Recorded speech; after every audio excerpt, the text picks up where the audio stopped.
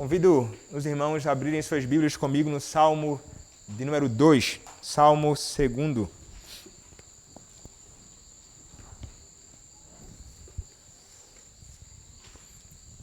Diz assim, irmãos, a palavra do Senhor. Porque se enfurecem os gentios e os povos imaginam coisas vãs, os reis da terra se levantam e os príncipes conspiram contra o Senhor e contra o seu ungido, dizendo: rompamos os seus laços e sacudamos de nós as suas algemas. Ri-se aquele que habita nos céus, o Senhor zomba deles. Na sua ira, a seu tempo, lhes há de falar, e no seu furor os confundirá. Eu, porém, constituí o meu rei sobre o meu santo monte Sião. Proclamarei o decreto do Senhor, ele me disse: tu és o meu filho, eu hoje te gerei. Pede-me, e eu te darei as nações por herança, e as extremidades da terra por tua possessão. Com vara de ferro as regerás, e as despedaçarás como um vaso de oleiro. Agora, pois, ó reis, sede prudentes, deixai-vos advertir juízes da terra. Servi ao Senhor com temor, e alegrai-vos nele com tremor. Beijai o filho para que se não irrite, e não pereçais no caminho, porque dentro em pouco se lhe inflamará a ira. Bem-aventurados todos os que nele se refugiam. Amém. Podem se assentar, irmãos. Vamos orar mais uma vez ao Senhor. Ó nosso Deus e nosso bendito Pai, neste momento, Senhor, mais uma vez a Tua palavra está aberta. E o propósito, Senhor, é expor a Tua palavra neste momento. Ó Deus, peço ao Senhor que, apesar das minhas muitas limitações, que o Senhor se agrade de me usar na exposição da Tua palavra, Senhor. Que eu seja um instrumento Teu, Pai, boca Tua para entregar a mensagem do Rei ao coração dos seus súditos. Que eu seja, ó Deus, boca Tua para entregar a mensagem do noivo à sua noiva, à igreja.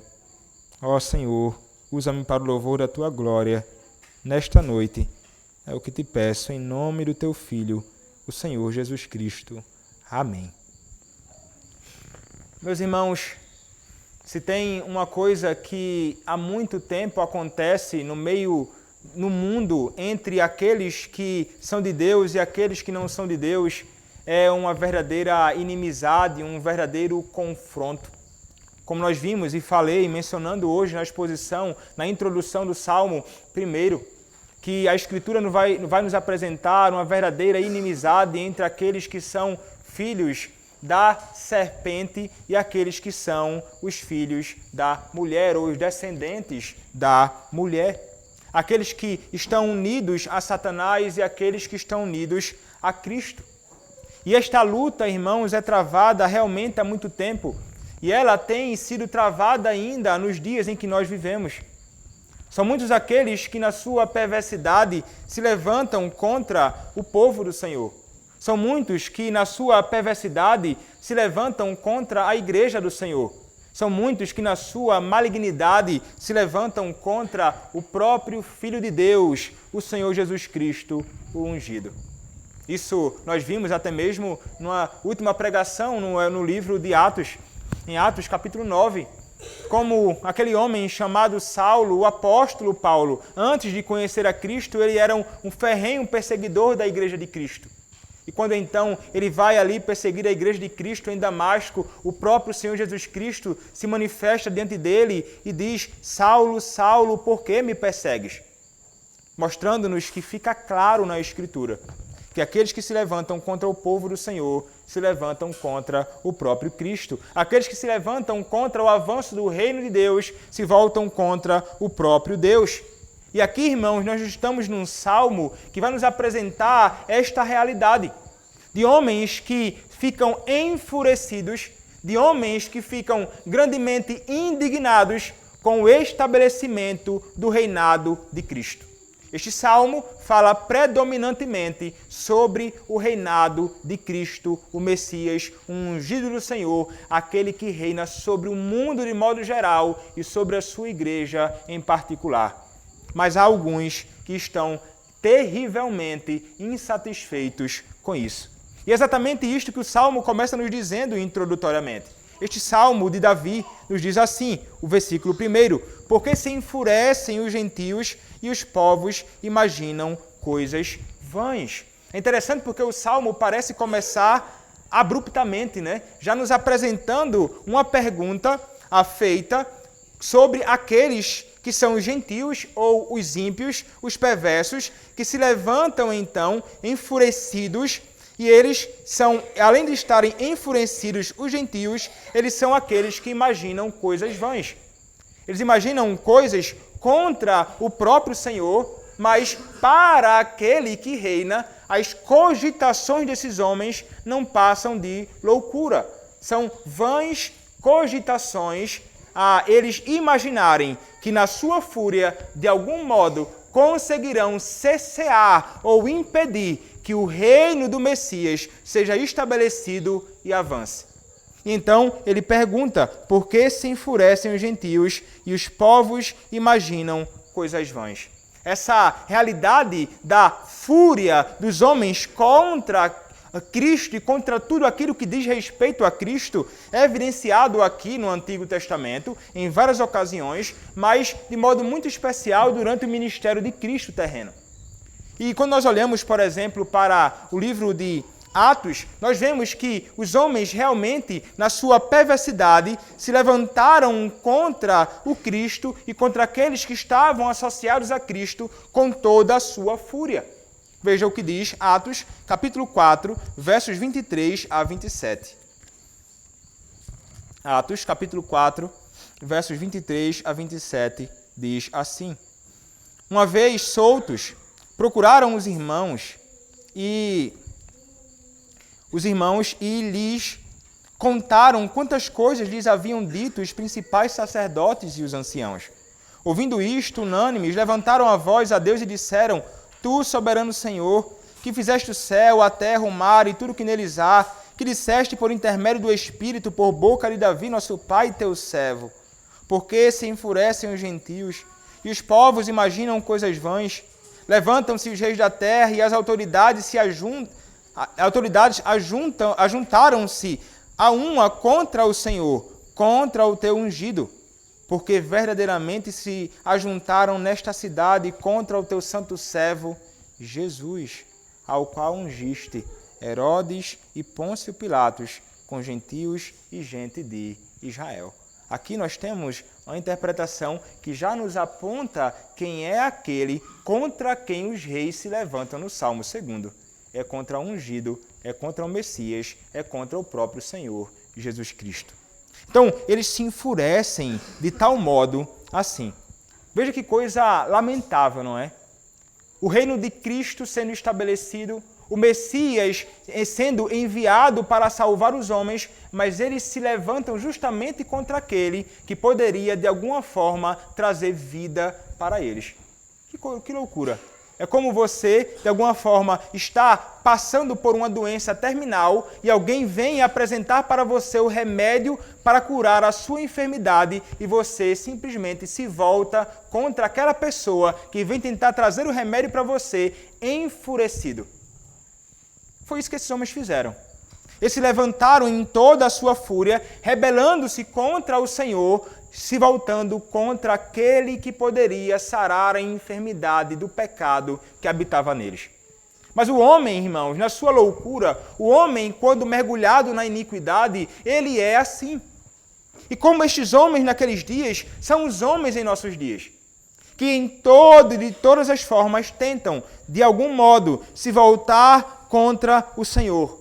Eles se levantam enfurecidos e imaginam coisas vãs. E são coisas vãs, irmãos, porque de modo nenhum, como ficará evidente no Salmo, eles conseguirão prevalecer. Eles pensam que sim, pensam ter nas suas mãos um cetro e pensam ter em suas mãos uma arma potente para se voltar contra aquele que reina, mas a realidade é totalmente outra. Eles serão desbaratados, eles serão vencidos. Mas eles tentarão, de todos os modos, se voltar contra o povo do Senhor. É exatamente isso que ele vai dizer com palavras mais claras no verso 2. Os reis da terra se levantam e os príncipes conspiram contra o Senhor e contra o seu ungido, dizendo. Então note que quem são esses que vão se levantar contra o rei? São reis que vão se voltar contra o rei de toda a terra. São os príncipes, aqueles que governavam então o povo. E o que eles fazem, irmãos? O texto nos diz que os reis da terra, eles se erguem, eles estão agora prontos para conspirar contra o Senhor e diz então, acrescentando mais uma informação, e os príncipes conspiram. São estes que são investidos de autoridade no governo civil que de alguma forma tentam conspirar. Eles conspiram. E o que seria isso? É interessante, irmãos, percebermos que essa palavra que é aqui traduzida por conspirar é a mesma palavra que na raiz, no texto original, é traduzida por meditar no versículo 1. É como se os reis da terra, os príncipes da terra, meditassem, não na lei de Deus. Veja, o homem justo, diferentemente do ímpio, é aquele que medita na lei do Senhor, dia e noite. Por quê? Porque ele tem prazer na lei do Senhor. Mas o homem ímpio, não. O homem ímpio, ele é aquele que medita constantemente, um tempo inteiro. Mas ele medita pensando como se voltar contra o ungido, como se voltar contra o reino do Senhor, como se voltar contra a igreja de Cristo. Notem, então, que eles conspiram para o mal. E que isso revela a condição amarga, verdadeiramente terrível, triste do coração desses homens. Porque eles, irmãos, deveriam pensar naquilo que é bom. Eles deveriam pensar naquilo que é justo. Eles deveriam se voltar para meditar na promoção do reino do Senhor como homens que foram colocados para governar. Contudo, as suas maquinações são contra tudo aquilo que é bom, tudo aquilo que é virtuoso. Os seus planos são malignos. A gente olha então para um salmo como esse, que nos apresenta essa realidade de homens que conspiram contra o Senhor, Deus e Yahvé, e contra o ungido, que é o próprio Senhor Jesus Cristo, o Messias. E nós pensamos na realidade daqueles que estão ao nosso redor hoje. O que é que os homens hoje, em nossos dias, fazem? Os homens ímpios, muitos que assumem e têm uma autoridade civil em nossa nação, como outros tantos subordinados a eles, estão empenhados, irmãos, de todas as formas, dedicados, são diligentes em tentar pensar em como se voltar e ser vitorioso sobre o reino de Deus, sobre a Igreja de Cristo. E veja, irmãos, eles são mais diligentes nos seus intentos malignos do que nós somos diligentes, muitas vezes, na nossa própria devoção. E eles são interessados, eles são empenhados, eles fazem valer a lei do seu Deus. Eles fazem valer e amam, de fato, têm prazer na lei do Senhor deles, que é o diabo. E eles não somente estão prontos para meditar nas maquinações conduzidas no seu coração maligno pelo próprio diabo, mas eles estão prontos para, de alguma forma, colocar em prática a lei que reina nos seus corações. E não pensemos, irmãos, que eles não podem, de alguma forma, durante um período, durante um tempo, até mesmo subjugar aqueles que são povo do Senhor. Eles podem.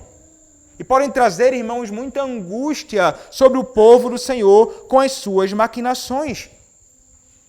Nós vemos, então, leis sendo determinadas que são contrários aos nossos princípios. leis sendo determinadas que são contrárias àquilo que nós ensinamos na igreja para os nossos filhos, quanto à educação, a formação dos nossos filhos de caráter e tantas coisas. São várias coisas que eles aprontam e tudo muito bem organizado. E eles tentam, irmãos, frequentemente fazer isto. Mas é interessante, irmãos, que ainda que percebamos essa realidade acontecendo ao nosso redor, ainda que nós notemos tudo isso, nós veremos mais à frente. Ainda que eles façam tudo o que fazem frequentemente, nós poderemos confiar, porque eles estão se voltando não contra um senhor fraco, não contra um príncipe que é frágil, mas eles estão se voltando contra o Senhor e contra o ungido do Senhor. E eles revelam então na sua malignidade que eles não querem de forma alguma se sujeitar ao reinado de Cristo. E é exatamente isso que eles fazem, porque o texto nos diz assim no versículo 3: rompamos os seus laços. Rompamos os seus laços e sacudamos de nós as suas algemas. Veja, o que acontece aqui é o seguinte: o Senhor é o Deus que reina e sempre reinou. E o Senhor estava reinando, como sempre reinou, sobre todas as suas criaturas, sobre todos os homens nesta terra. E o Senhor, então, ele estabelece um jugo que deve ser, então, colocado sobre os homens. Contudo, os homens, na sua perversidade, eles não estão nem um pouco dispostos a se subordinar, a estarem sujeitos ao Senhor. O que é que eles querem, então? Os homens perversos, os ímpios, eles querem autonomia. Eles querem liberdade. Eles imaginam na cabeça deles que estar sob o jugo de Cristo, estar subordinados ao Senhor, é escravidão. Você nunca ouviu, não? Talvez alguém dizendo: rapaz, tu vive nessa lei do crente. Negócio ruim. Escravidão aí, escravo não pode fazer nada, é impedido de fazer o que quer, que condição ruim, como é ruim viver como um crente, como é complicado ser crente é muito difícil, porque há leis que são colocadas sobre nós. São pessoas que ficam indignadas com a ideia de estarmos sujeitos a Cristo. Mas como mencionei, irmãos, hoje pela manhã, eles pensam que estar sujeito a Cristo é algo ruim. Por essa razão, eles querem se rebelar. Quando, na realidade, nós que conhecemos a Cristo, entendemos que estar sob o jugo de Cristo é a melhor coisa que há. E nós que conhecemos a Cristo, nunca, jamais desejaremos deixar de estar sob o jugo de Cristo. Desejaremos continuamente estar debaixo do seu governo e condução, porque sabemos que não há Senhor melhor que o Senhor que sobre nós reina. Mas essa não é a concepção dos homens na sua impiedade. Eles querem dar lugar, eles querem dar espaço a toda a sua perversidade. E eles querem continuamente seguir em frente, deixando o Senhor de lado, e querem seguir em frente, sujeitando-se à lei que milita no seu coração. Que, como mencionei, é a lei da carne, é a lei do mundo, é a lei de Satanás. É a este jugo que o ímpio, na sua loucura, deseja continuamente estar sujeito. Então ele quer se livrar de todas as amarras que tenham algum tipo de associação com Cristo. E eles querem, então, se livrar do Senhor. Eles querem tomar o lugar. Eles querem assentar no trono. Eles querem governar o mundo segundo as inclinações perversas dos corações deles. Mas eles querem, irmãos, fazer isto travando a verdadeira guerra contra o Senhor. É contra eles, é contra Cristo e contra Deus que eles se levantam. Mas o que acontece? Veja, para nós contemplarmos os homens poderosos na sua perversidade se voltando contra nós pode ser assombroso. Podemos talvez ficar aterrorizados, com medo. Podemos contemplar então alguém no poder, no governo civil, se voltando contra a igreja e podemos pensar: agora acabou. Seremos vencidos. Seremos esmagados. não há esperança. Só há razão agora para lamentar, só há razão agora para nos entristecermos, só há razão agora para aguardarmos o Senhor voltar, para acabar de uma vez com tudo isso. Mas, irmãos, a realidade é outra. E o salmista nos mostra que, enquanto os homens, na sua loucura, imaginam que de alguma forma prevalecerão contra o Senhor, o que é que o Senhor faz enquanto eles fazem as suas próprias maquinações? O texto nos diz, no verso 4, ri-se aquele que habita nos céus, o Senhor zomba deles. É mais um paralelo com aquilo que acontece no Salmo 1. Diz lá, bem-aventurado o homem que não anda no conselho dos ímpios, não se detém no caminho dos pecadores, nem se assenta na roda dos escarnecedores, não se assenta na roda dos zombadores, que zombam de Cristo, do Evangelho, de tudo aquilo que é virtuoso. Aqui, então, é o Senhor como que dando o troco e dizendo, vocês nas suas maquinações e loucuras imaginam que avançarão e na sua loucura zombam, escarnecem de tudo aquilo que a mim está relacionado. Mas a realidade é que eu, que estou rindo de vocês, eu, o Senhor, é que zombo de vocês. A ideia aqui, irmãos, é que o Senhor ele ri dos planos dos homens. Ele ri porque ele vê como são fracos. Ele percebe a fraqueza das suas maquinações. Ele vê que os planos desses homens serão frustrados. Eles não avançarão, mas eles perecerão. Então o que resta é o Senhor olhar para eles com desprezo. Porque as armas poderosas que eles imaginam que possuem para se voltar contra o Senhor são armas que não servirão de absolutamente nada, porque eles estão se voltando contra o Senhor Deus, o Senhor da guerra. O Senhor que é um guerreiro perfeito. Alguém que nunca jamais se deixará vencer por criaturas tão pequenas, tão fracas, tão frágeis, tão limitadas como são os homens neste mundo. Mas a loucura dos homens ímpios e a cegueira em razão dos seus próprios pecados fazem-os imaginar que de alguma forma serão vitoriosos. E o Senhor então diz, eu zombo deles. É isso que o Senhor faz enquanto reina. Deus reinando. E hoje o próprio Cristo então reinando. Quando olha para os homens, eles riem. É como que zombando das maquinações deles, porque eles são, na realidade, muito fracos. Para nós, irmãos, pode ser assombroso, mas se nos recordarmos de Cristo e do Senhor, que junto a nós está, nós logo chegaremos à conclusão que não há razão para temermos e tremermos diante dos homens ímpios que se levantam contra nós neste mundo. Podemos confiar que o Senhor é aquele que reina. Ele é aquele que reina. O texto então continua, irmãos, nos dizendo o seguinte, ri-se aquele que habita nos céus, o Senhor zomba deles. E então agora vai começar a ser declarado o seguinte acerca da investida do Senhor contra estes homens. Na sua ira, a seu tempo lhes há de falar, e no seu furor os confundirá.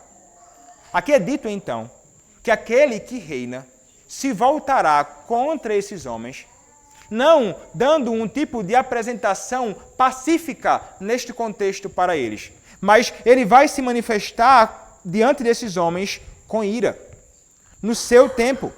E ele então vai falar diretamente a esses homens. E ele então vai confundir os intentos destes homens. Vai confundir as maquinações desses homens. Eles ficarão desnorteados, eles ficarão desorientados, porque o Senhor se volta contra eles.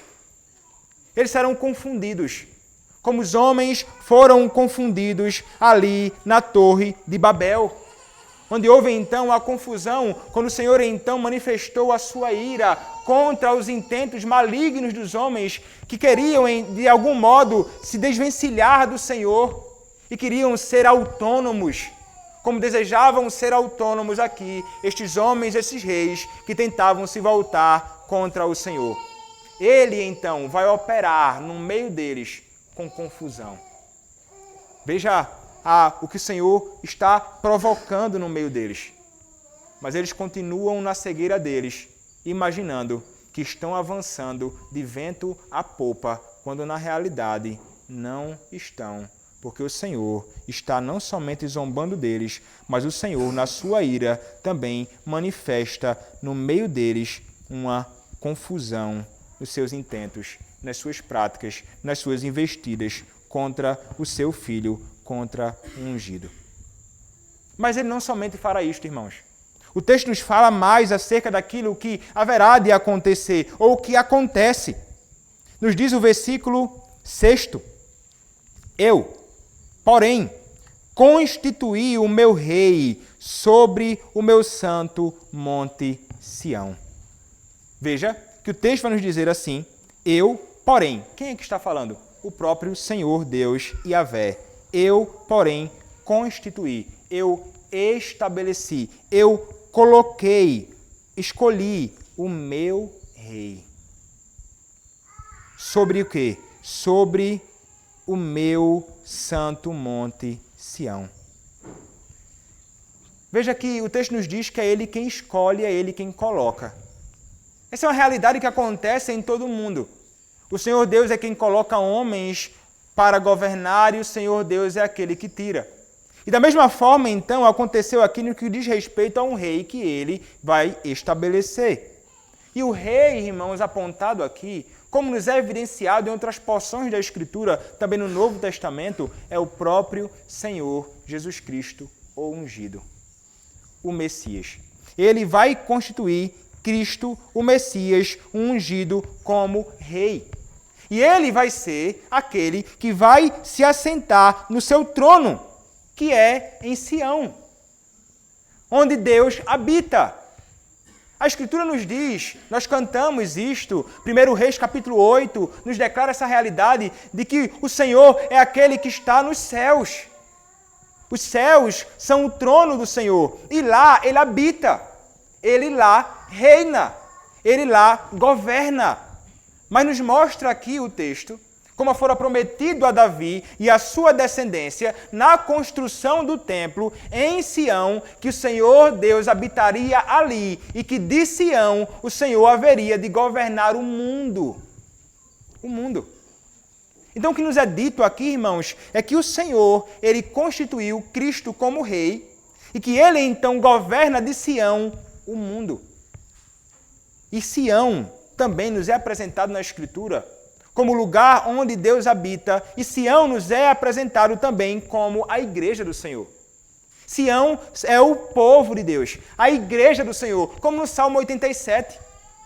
Como o povo do Senhor, então, é chamado de todos os cantos da terra, homens de todas as raças são convocados e vão, então, ser Sião, o povo de Deus. Sião é a igreja de Cristo. E o texto então nos fala não somente sobre este governo de Cristo, de um Cristo que reina sobre Sião, mas ele é o Cristo que também reina sobre todo o mundo. E aqui nós pensamos acerca do governo de Cristo, que é um governo essencial, no que diz respeito ao governo essencial, é o governo dele absoluto sobre o mundo e tudo o que no mundo há, o seu reino essencial. Então ele reina sobre todas as criaturas, ele governa absolutamente todas as coisas, nada escapa do seu cuidado e do seu governo. Mas há o reino mediatorial de Cristo, que é um reino mais específico, é um reino através do qual ele governa de modo muito particular o seu próprio povo, a igreja. Então, Cristo é estabelecido como rei sobre o mundo inteiro, em geral, e sobre a sua igreja em particular. Ele reina sobre nós, que somos o seu povo.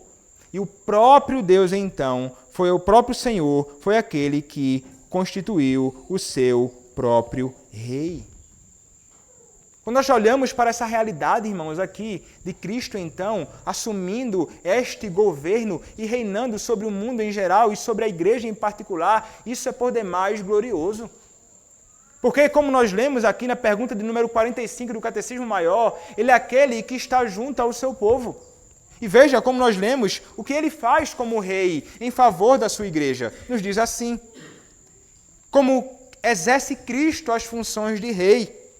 Cristo exerce as funções de rei, chamando do mundo um povo para si, dando-lhe oficiais, leis e disciplinas para visivelmente o governar, dando a graça salvadora aos seus eleitos, recompensando a sua obediência e corrigindo-os por causa dos seus pecados, preservando-os e sustentando-os em todas as tentações e sofrimentos, restringindo e vencendo todos os seus inimigos e poderosamente dirigindo todas as coisas para a sua própria glória e para o bem do seu povo.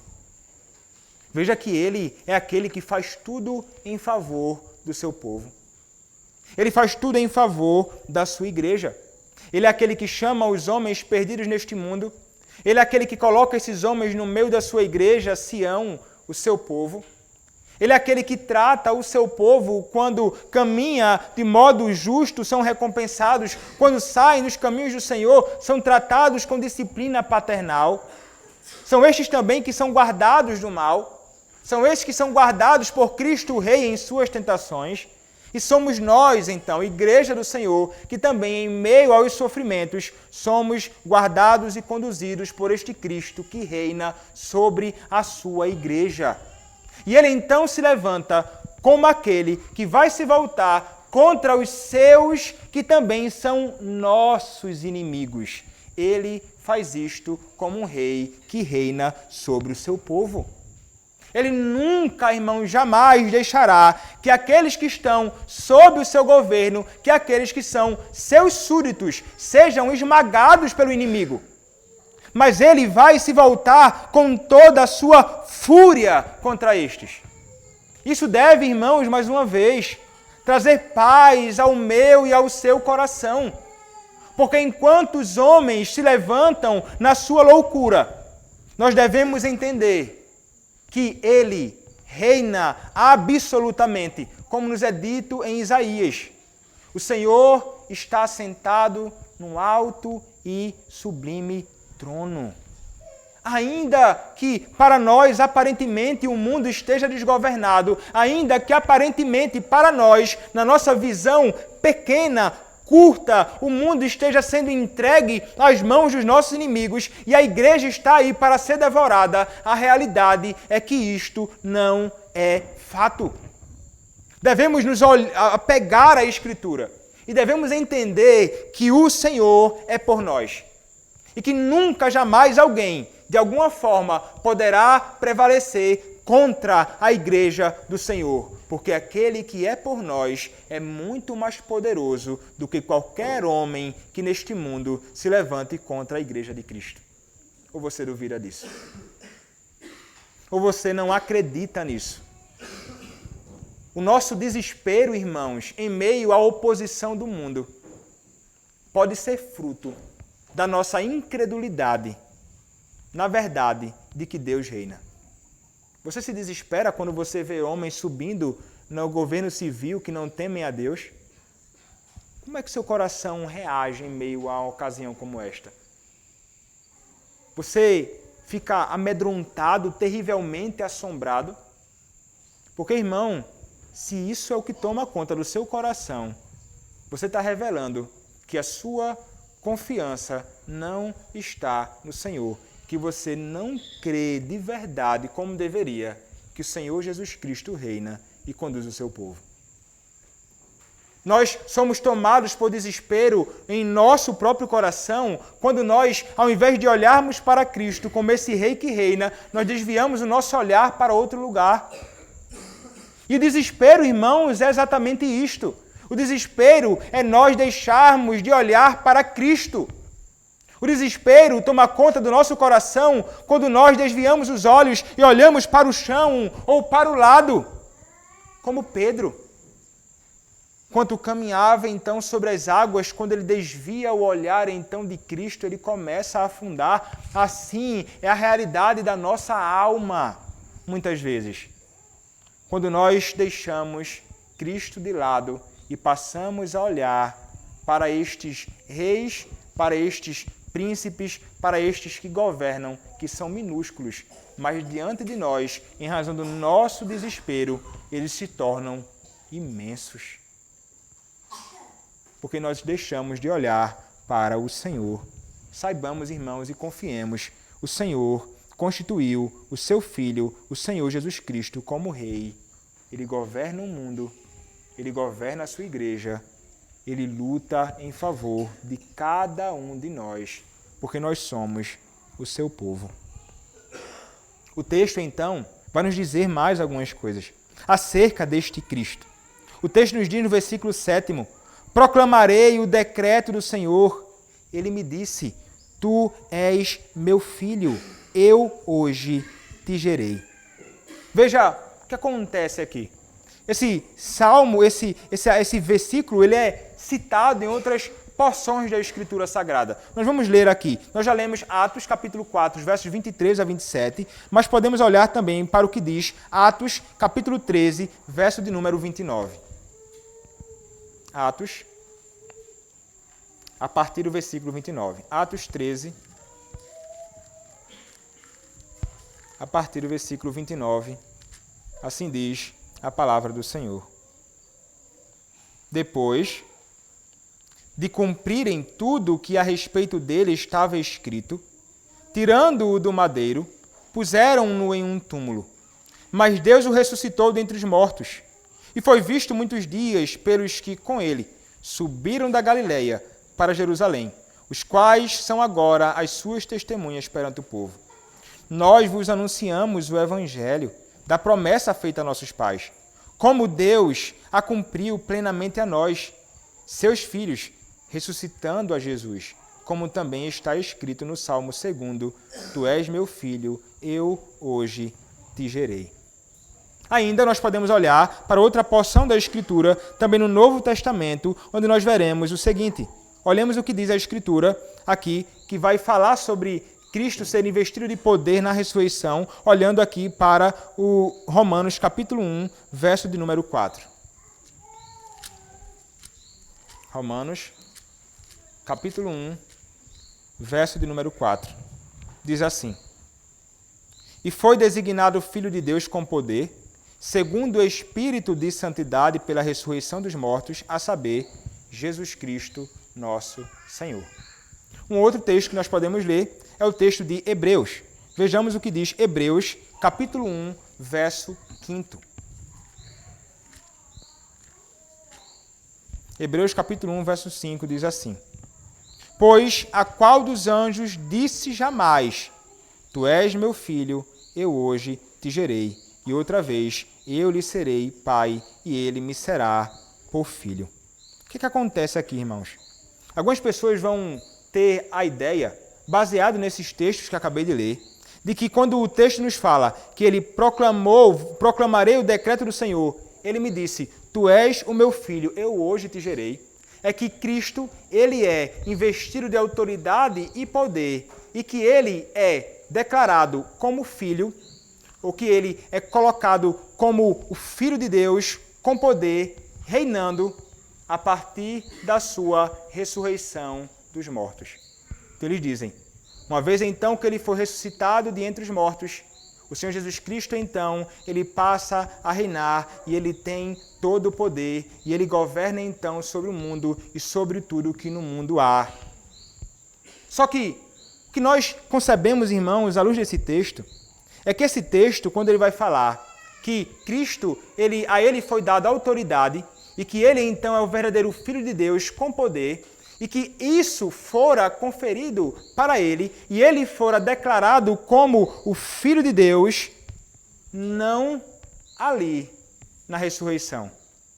Na ressurreição dos mortos, ele é apontado como esse que reina.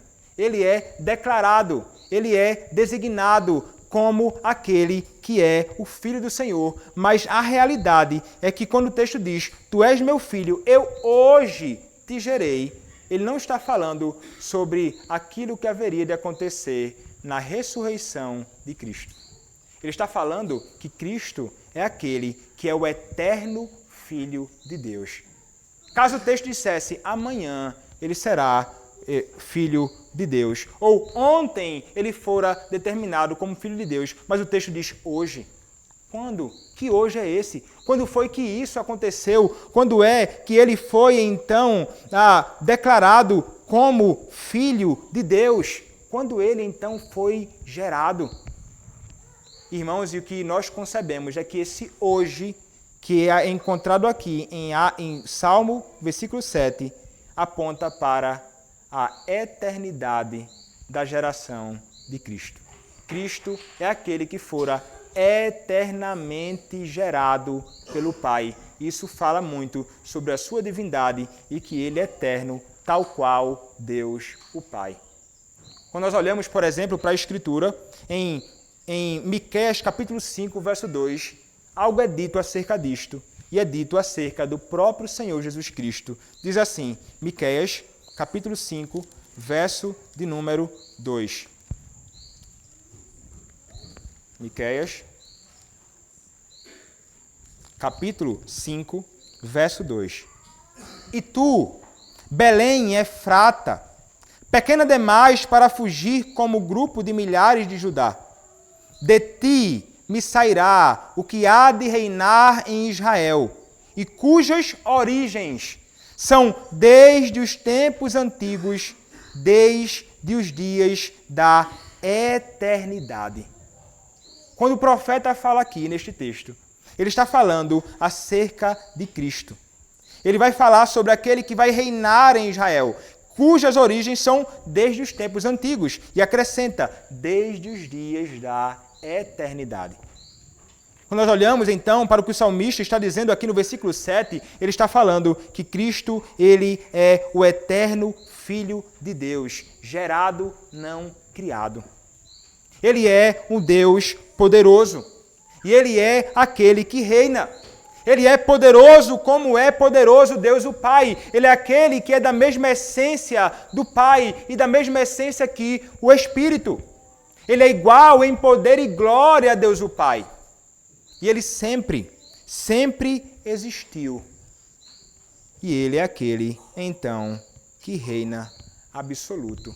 Ele é o unigênito Filho de Deus, o primogênito do Senhor, o único a quem verdadeiramente foi dito, tu és o meu filho.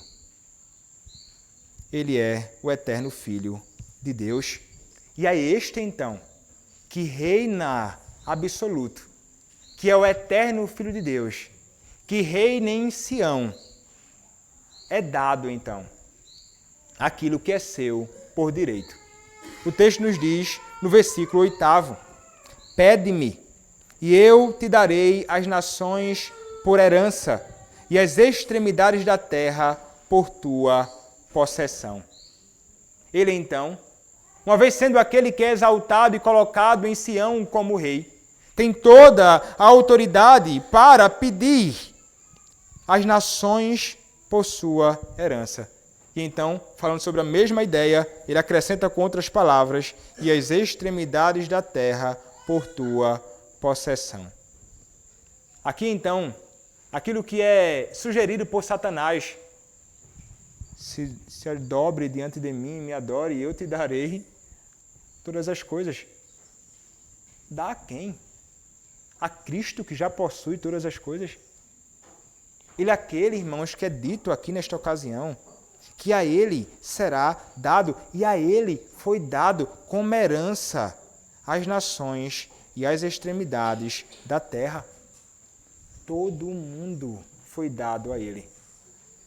E ele é aquele, então, que vai reinar sobre absolutamente todas essas nações até as extremidades da terra. Porque essa é a sua possessão. E o que haverá de acontecer é o seguinte: ele, como aquele que reina, o verso 9 vai nos dizer, com vara de ferro ele as regerá e as despedaçará como um vaso de oleiro. Quando nós olhamos então para o verso 8 e 9, nos vai falar sobre a imensidão desse reinado de Cristo e que ele é aquele que vai, no meio dessas nações e de todos esses povos sobre os quais ele governa, ele vai reger com vara de ferro. Ele vai esmagar os seus inimigos. Ele vai subjugar todos eles. É interessante isto. E esse versículo, o versículo 9, é justamente o versículo que sustenta a última proposição da pergunta 45 do Catecismo Maior, que diz assim: e também castigando os que não conhecem a Deus, nem obedecem ao Evangelho. Pode conferir depois no seu catecismo. Salmo 2, verso 9. Ele vai castigar aqueles que não se rendem a Deus. Cristo haverá de castigar aqueles que não se voltam para o Evangelho, crendo nele como o seu Salvador. É ele quem fará exatamente isto. É ele quem julgará toda a terra, como nós lemos já aqui hoje no culto público ao nosso Senhor. Então, veja que os reis da terra agora estão numa condição complicadíssima, porque eles têm alguém que rege, que governa e que vai puni-los, e ele não governa sobre um punhado de terra, não. A ele foi dado muito mais. E veja que essa é uma promessa, irmãos, que nós encontramos não somente no Salmo 2, verso 8, mas nós encontramos essa declaração em outras porções da Escritura também, como, por exemplo, em Abacuque, capítulo 2, verso de número 14, sobre esse reino de Cristo que é expandido gloriosamente. Abacuque 2, verso 14 diz: pois a terra se encherá do conhecimento da glória do Senhor, como as águas cobrem o mar. Toda a terra se encherá do conhecimento do Senhor. Palavras do próprio Deus, que não pode mentir. Mas no Novo Testamento, o próprio Cristo, o ungido, o Messias, nos aponta também a realidade otimista de que esse reino, de fato, pertence a ele e avançará. Quando nós olhamos para o que diz o Evangelho de Mateus, capítulo 28, versos 18 a 20. Diz assim, Mateus 28, versos 18 a 20, naquilo que nós chamamos de grande comissão. Jesus, aproximando-se, falou-lhes, dizendo: toda a autoridade me foi dada no céu e na terra. Ide, portanto, fazei discípulos de todas as nações, batizando-os em nome do Pai e do Filho e do Espírito Santo, ensinando-os a guardar todas as coisas que vos tenho ordenado, e eis que estou convosco todos os dias até a consumação dos séculos. Ele ordena que saiam, que batizem discípulos de todas as nações, em nome do Pai, do Filho e do Espírito Santo. Ele garante isto, e ele pode fazer isto, e ele ordena isso, porque toda a autoridade nos céus e na terra foram dadas a Cristo. Para mim, irmãos, isso aqui é um encorajamento para o avanço de Deus, do reino de Deus neste mundo. Uma garantia que nós temos, porque Cristo, ele reina. Nós podemos então avançar, propagando este evangelho neste mundo, certos de que a glória do Senhor se expandirá por toda a terra. Isso é que a palavra nos garante. Mas então, irmãos, ele é aquele que reina, ele é aquele que governa, ele é aquele que vai punir os seus inimigos, que são também os nossos inimigos, e ele vai dizer mais. Verso 10. Agora, pois, ó reis, sede prudentes, deixai-vos advertir, juízes da terra. O que acontece aqui, irmãos? Agora ele vai se voltar para os reis que se levantavam contra ele, e ele vai exortar esses homens. Ele vai dizer, olha, reis, sejam prudentes, realmente. Ele vai advertir estes homens. O que ele está fazendo aqui neste momento? O Senhor, o próprio Cristo, que reina, está chamando estes homens que se levantaram contra ele ao arrependimento. Ele está chamando esses homens a que eles se sujeitem a ele. Ele vai até fazer isso no verso seguinte. Servi ao Senhor com temor e alegrai-vos nele com temor. Sujeitem-se a Cristo. Sujeitem-se àquele que reina. Não tentem ser autônomos. Não tentem ser independentes. Coloquem-se em submissão a ele. Veja, ele está convidando esses homens maus, chamando-os então a que eles se aproximem do Senhor, de Cristo, não com rebeldia, mas com alegre submissão e temor no coração. Temor e tremor. Por que temor? Por que tremor? Então ele vai dizer, verso seguinte, beijai o filho, para que se não irrite. Quando ele fala beijai o filho, ele está falando sobre o próprio Cristo. É ele mesmo. Ele diz beijai o filho, para que ele não fique irado. A ideia de beijar é honrar. Honrem o filho. Como o pai deve ser honrado, como nós lemos no Evangelho, o filho deve, de igual modo, ser honrado. Porque se vocês não honrarem a ele, se vocês não se sujeitarem a ele, o que haverá de acontecer com vocês é a manifestação do juízo dele sobre todos. Ele vai dizer, beijai o filho para que se não irrite e não pereçais no caminho, porque dentro em pouco se lhe inflamará a ira. Ele está dizendo, o Senhor, de modo justo e irado, vai se voltar contra todos aqueles que rejeitam o Evangelho. Ele chama a fé, mas ele também declara, se não se sujeitar, o juízo haverá de ser manifestado.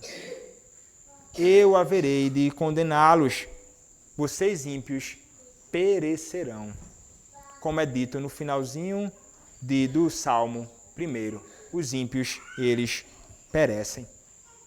Mas como é maravilhoso, irmãos, nós, mesmo vendo ele advertindo esses homens, como nós podemos ver aqui o coração de um Deus disposto a conduzir estes homens rebeldes ao seu jugo. De conduzir esses homens rebeldes à sujeição a ele mesmo. Ele não vai de pronto dizer, serão condenados, mas arrependam-se. Voltem-se para mim. Abandonem este mundo e este caminho mau. Ele vai até acrescentar no final as mesmas palavras que são apresentadas no versículo 1 do Salmo 1.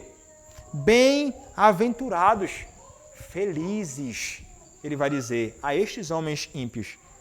Bem-aventurados todos os que nele se refugiam. Saibam que são felizes aqueles que encontram refúgio no Senhor. Aqui percebemos, irmãos, que o coração do Senhor é um coração que é verdadeiramente diferente do coração de muitos por aí. Que na sua falta de compreensão clara acerca de quem Deus é, vê Deus como um carrasco e um Deus duro. Um Deus que não está nem um pouco interessado em salvar o pecador.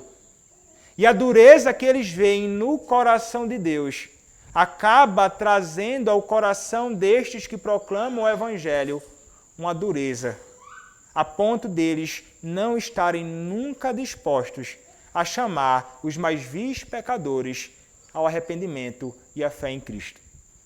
Mas o que o Salmo nos ensina?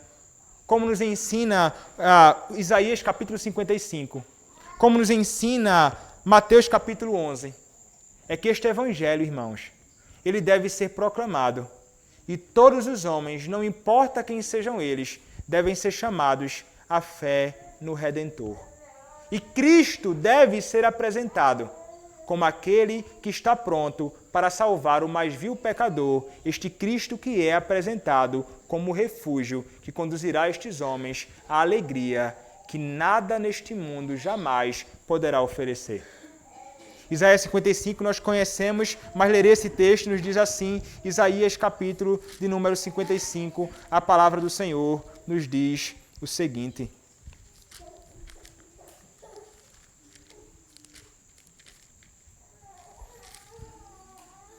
Ah, todos vós, os que tendes sede, vinde às águas, e vós, os que não tendes dinheiro, vinde, comprai e comei, sim, vinde e comprai sem dinheiro e sem preço, vinho e leite.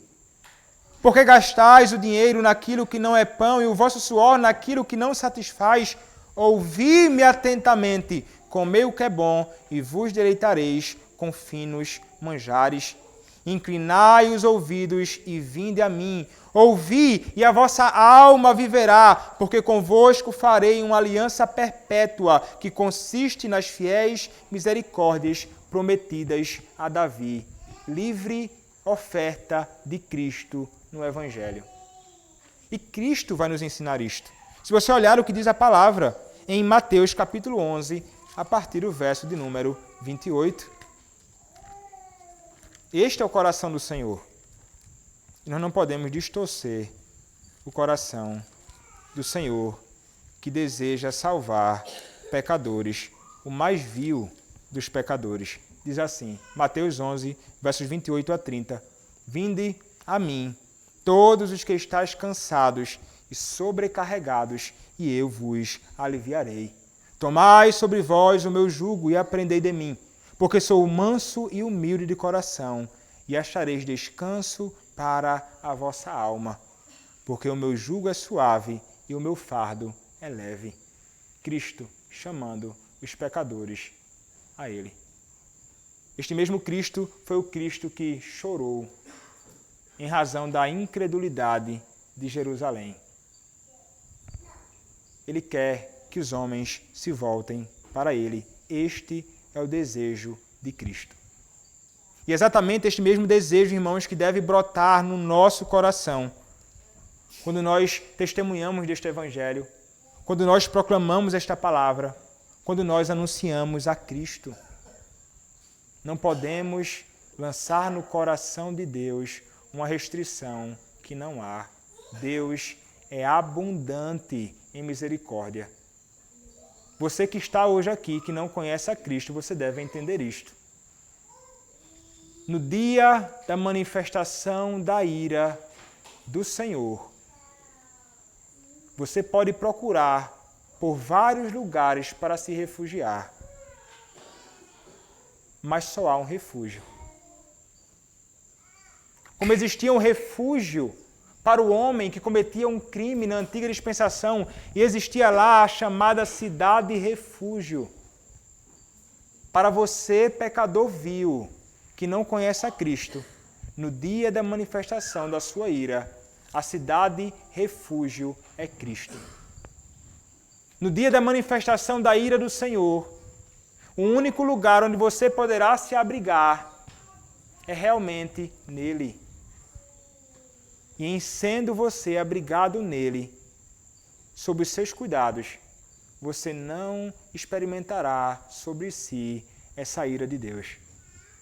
Mas se você continuar mergulhado no seu pecado, se você continuar se rebelando contra o Senhor, desejando ser autônomo, desejando ser livre, o Senhor vai cair com a justa ira. E terrível coisa é cair nas mãos de um Deus irado. É melhor que o mundo se levante contra você hoje. É melhor que Satanás, em toda a sua ira, que ele tente lhe esmagar hoje, do que você cair nas mãos de um Deus que é infinitamente santo e que punirá você, manifestando eternamente a sua ira e indignação contra o pecado, contra aqueles que não se renderam ao seu ungido. O momento oportuno é hoje, o dia da salvação é hoje. Corra a Cristo e serás salvo. E nós, irmãos que conhecemos a Cristo, nós estamos hoje refugiados nele.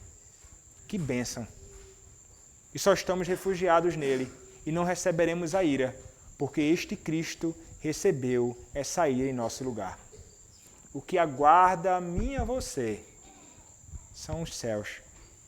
O que aguarda a mim e a você é a habitação eterna com o nosso Deus. Quão feliz será este dia glorioso do Senhor para nós que o conhecemos. Nós teremos finalmente a graça de contemplar aquele que é o amado de nossas almas, que hoje só contemplamos por fé, mas um dia o veremos face a face e seremos como ele é, nos diz a palavra.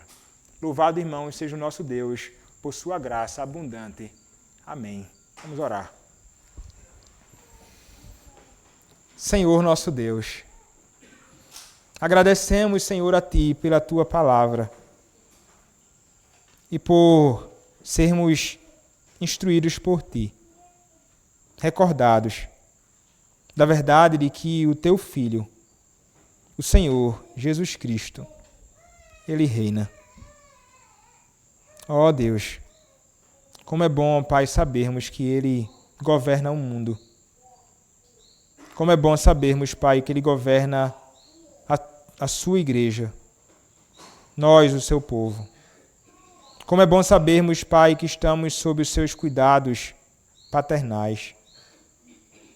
Como é bom sabermos que ainda que o mundo se levante contra nós, nunca, jamais, eles prevalecerão contra o Senhor, contra o teu povo, contra o teu ungido. Ó Deus, que esta esperança e que esta verdade encha o nosso coração de esperança e confiança absoluta em Ti. Ajuda-nos, Pai, a confiarmos no Senhor, a termos nossos olhos fitos no Senhor, sempre. É o que Te pedimos. E também, Pai, rogamos ao Senhor que sejas gracioso com os perdidos. Com aqueles que hoje se voltam contra o Senhor, subjuga-os, Pai, e faze-os Teus súditos, Teus filhos, Teus servos, como fizeste conosco. É o que rogamos ao Senhor, em nome do Teu Filho, o Senhor Jesus Cristo. Amém. Convido os irmãos a se colocar.